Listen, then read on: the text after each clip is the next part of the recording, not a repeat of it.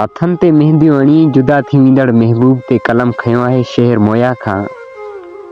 मुकेश चावला मुंहिंजे मन जा महबूब साईं, छो भला अॼु तो पंहिंजे हथनि ते ॿिए कंहिंजी मेहंदी रखे छॾी।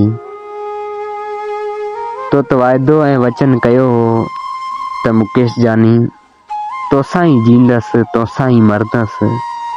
अॼु तुंहिंजे ई अंगण ते ढोल वॼी विया, तुंहिंजे अंगण ते ख़ुशियूं मोटी आयूं। तूं ॿिए कंहिंजी मेहंदी पंहिंजे हथनि ते रखे छॾी। छो भला पहिरीं असां खां कहिड़ी ख़ता थी?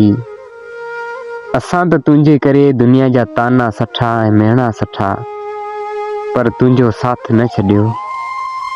पर तूं उहे सभई ॻाल्हियूं विसारे छॾियूं। अंदरि आह में इन मुकेश चावला खे रोले वें, बेसबब रुआरे छॾईं, प्यार ॾेई विसारे छॾईं, मोहबत में मारे छॾईं। छो भला छाजे करे पहिरीं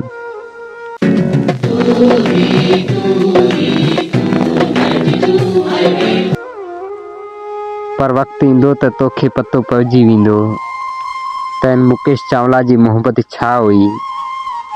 मुकेश चावला जो मोहबत ऐं प्यार छा हो। वक़्तु तोखे इहो अहसासु ज़रूरु ॾियारींदो। हींअर भली वञी तूं ख़ुशियूं मला, तुंहिंजे अंगण ते हज़ारे ख़ुशियूं हुजनि। असांजी दुआ आहे त तूं सदाईं शाद हुजीं ऐं आबाद हुजीं।